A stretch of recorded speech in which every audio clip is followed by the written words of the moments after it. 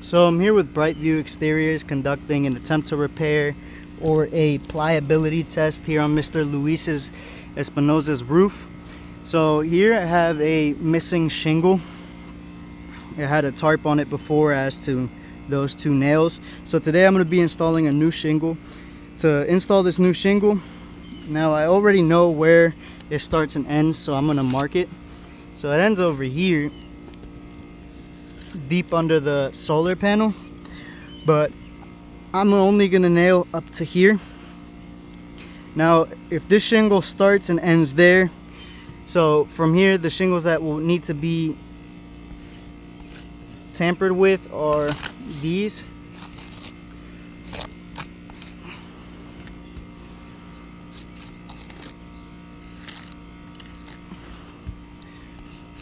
So these are the shingles that I will have to maneuver. Everything else other than those will not have to be touched.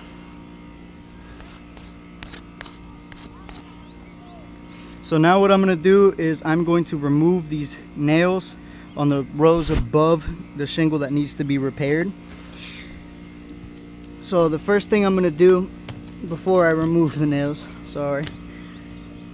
it's a very tight area here in between the solar panels. The first thing I'm going to do is I am going to loosen these shingles. So of course number 2 is already loose, number 3 is already loose, and number 4 is already loose. Now I'm going to start with number 5.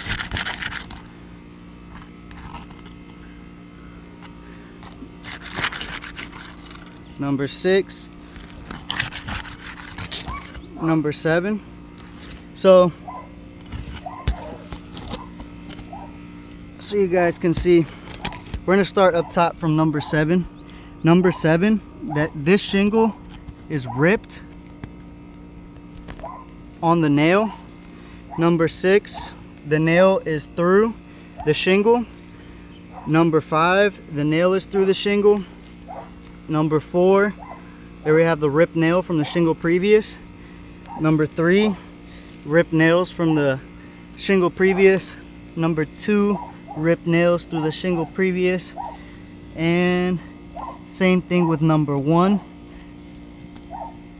all the way in there. So now I'm going to begin removing these shingles. I'm not seeing any mat transfer on the shingle below. So now I'm going to grab my bar and I'm going to begin removing all of these old nails. So I just removed 2 from underneath of number 7. That's 2 nails from number 7. We're going to go to number 6.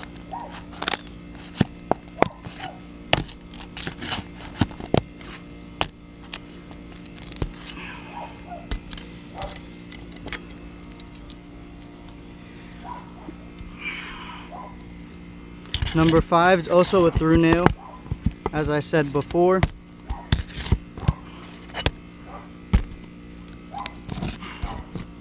Number 5 has been removed. Now I'm going to go to the shingles that were left behind from the missing shingle, or the nails that were left behind from the missing shingle. Number 3.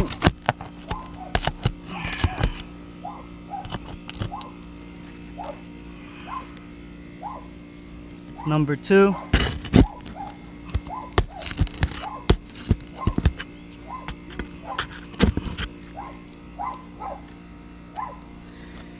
Okay, now I will be grabbing my new shingle and reinstalling it.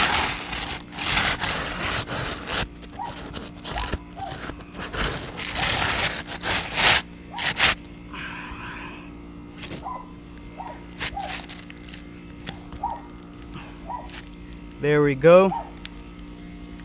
So now I'm going to grab my new nails.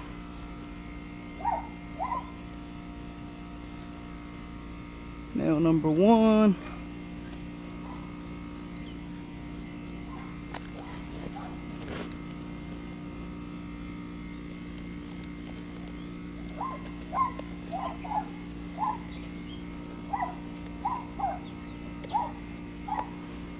So from here, what I'm gonna do is I'm gonna show you guys how far I need to lift the shingle to be able to nail. This is how far I have to go to be able to get it in the nail line. I'm not bending it past something I don't need, just enough that I can nail it properly. So that's nail number 3 under number 3, or nail number 2 under number 3. Here I'm gonna go with the third nail under number 2. Now I'm gonna go the next row above on number 5.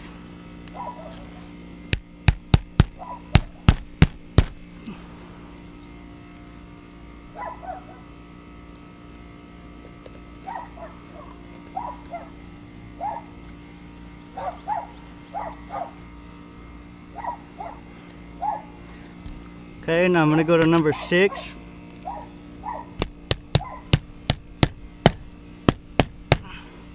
Now my last one on number 7.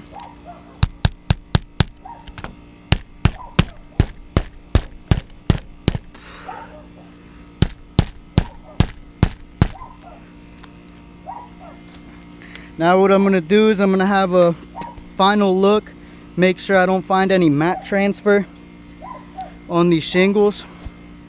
So we'll look here together.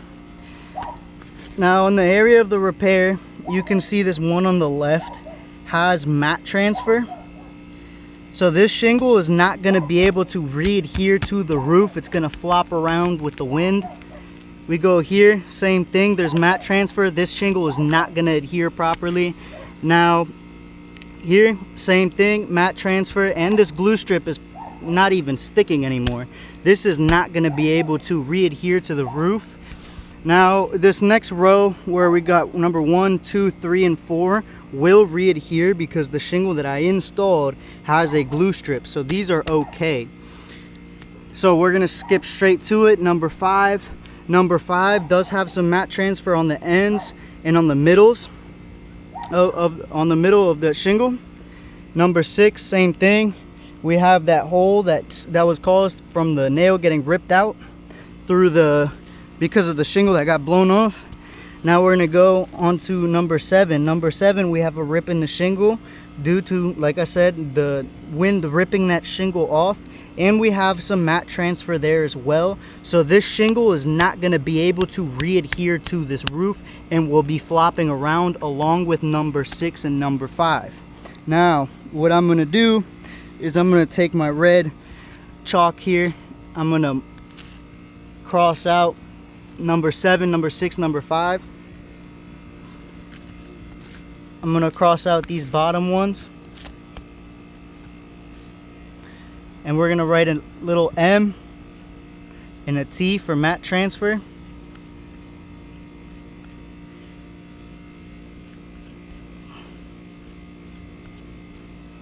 Same with these up here.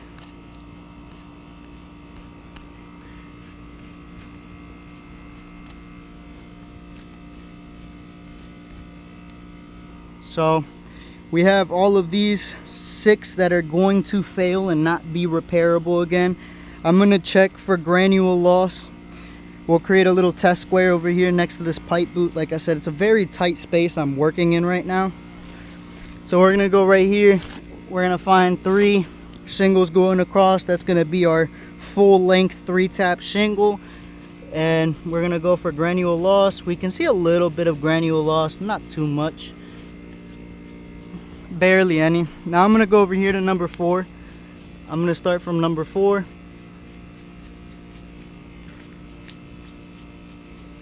Number 4 is okay.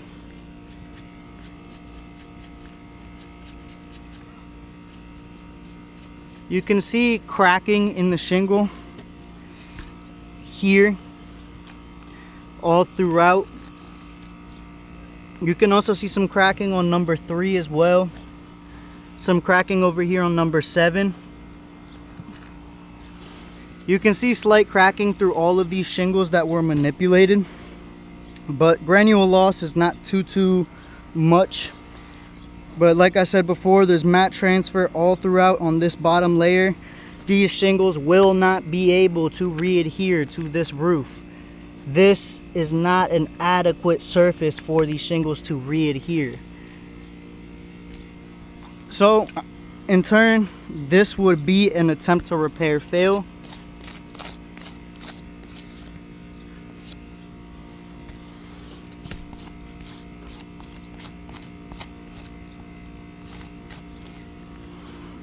And we have a total of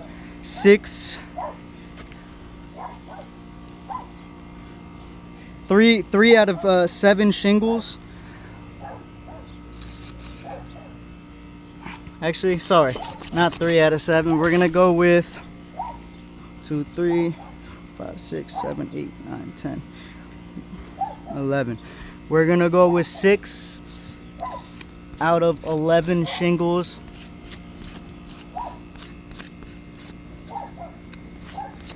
Six out of 11 shingles failed.